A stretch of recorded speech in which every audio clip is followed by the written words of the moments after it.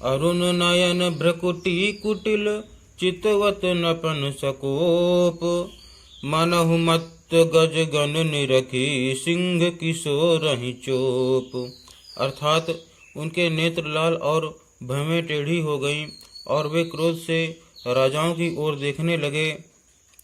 मानो मतवाले हाथियों का झुंड देखकर सिंह के बच्चे को जोश आ गया हो। खर भरु देखि बिकल पुर नारी सब मिल देहि मही पनगारी। तेहि अवसर सुनि शिव धनु भंगा आयउ भृगुकुल कमल पतंगा। अर्थात खलबली देखकर जनकपुर की स्त्रियां व्याकुल हो गईं और सब मिलकर राजाओं को गालियां देने लगी। उसी मौके पर शिवजी के धनुष का टूटना सुनकर भृगुकुल रूपी कमल के सूर्य परशुराम जी आए। देखी महीप सकल सकुचाने बाज झपट जनु लवा लुकाने। गौरी शरीर भूति भल भ्राजा भाल विशाल त्रिपुंड विराजा। अर्थात इन्हें देखकर सब राजा सकुचा गए, मानो बाज के झपटने पर बटेर लुक छिप गए हों। शरीर पर विभूति भस्म बड़ी फब रही है और विशाल ललाट पर त्रिपुंड विशेष शोभा दे रहा है। शीश जटा शशि बदनु सुहावा ऋष बस कछुक अरुण होई आवा। भ्रकुटी कुटिल नयन ऋष राते सहजहु चितवत मनहु रिसाते। अर्थात सिर पर जटा है, सुंदर मुखचंद्र क्रोध के कारण कुछ लाल हो आया है। भावें टेढ़ी और आंखें क्रोध से लाल हैं। सहज ही देखते हैं तो भी ऐसा जान पड़ता है मानो क्रोध कर रहे हैं।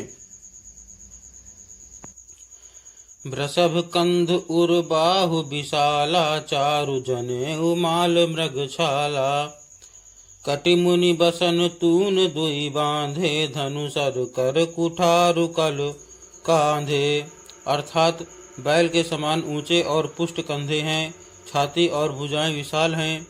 सुंदर यज्ञोपवीत धारण किए माला पहने और मृग चर्म लिए हैं।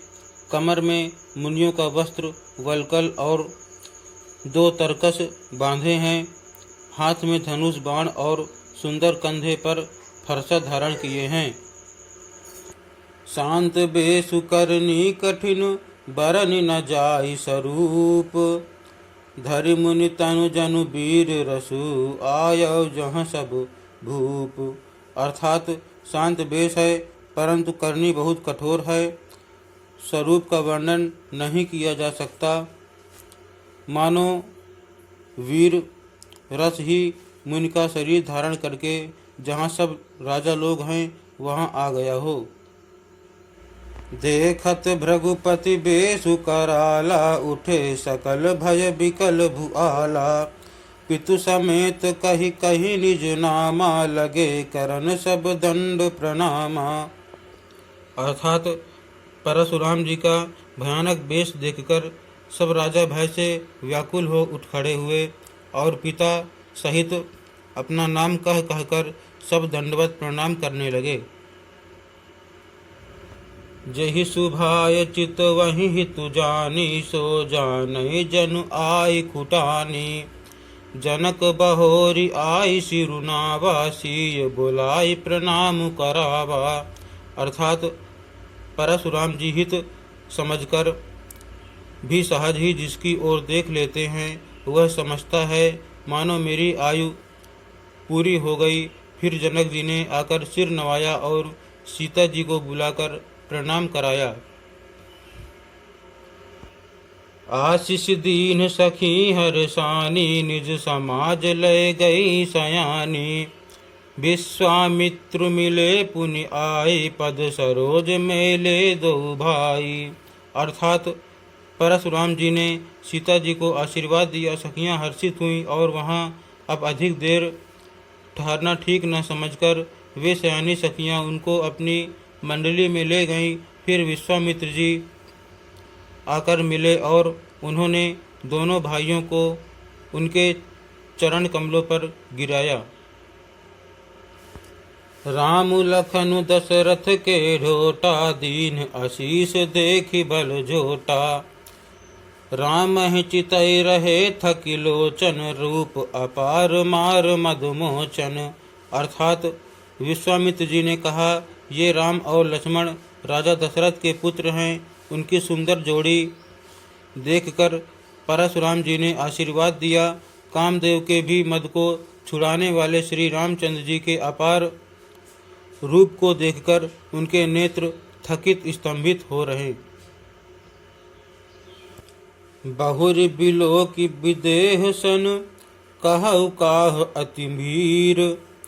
पूछत जानि अजान जिमे, व्याप्यु कोप शरीर। अर्थात फिर सब देखकर जानते हुए भी अनजान की तरह जनक जी से पूछते हैं कि कहो यह बड़ी भारी भीड़ कैसी। उनके शरीर में क्रोध छा गया। समाचार कहि जनक सुनाए, जहि कारण महीप सब आए। सुनत बचन फिर अनत निहारे, देखे चाप खंड मही डारे।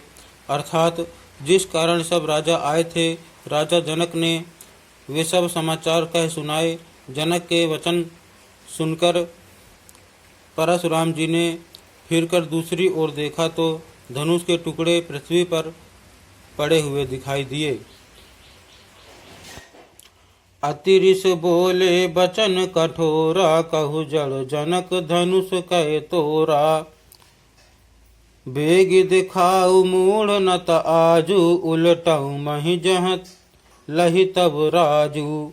अर्थात अत्यंत क्रोध में भरकर वे कठोर वचन बोले, रे मूर्ख जनक, बता धनुष किसने तोड़ा, उसे शीघ्र दिखा, नहीं तो अरे मूढ़, आज मैं जहाँ तक तेरा राज्य है वहाँ तक की पृथ्वी उलट दूंगा।